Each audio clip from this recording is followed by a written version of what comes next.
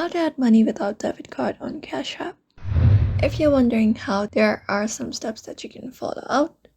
So for that, you can open up a Cash App into your device, and once you open it up, you can head over and tap on your profile at the top right corner of your screen.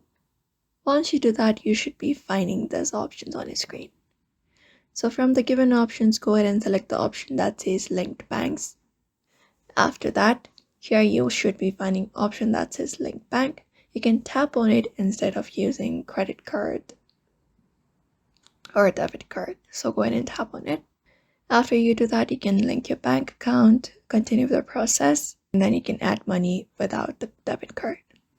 Otherwise, the next method we can have is you can head back to the page, and in the bottom you should be finding a card option, this one right here. You can tap on it, and from here you can tap on this get free cash card. So you can go ahead and purchase the free cash card online, or you can also purchase it from stores available, and go ahead and you can customize the card as well and order the card and go ahead and retrieve the money from that card. So that is how you basically add money to Cash App without using any debit card. So I hope this video was helpful, and thank you for watching this video.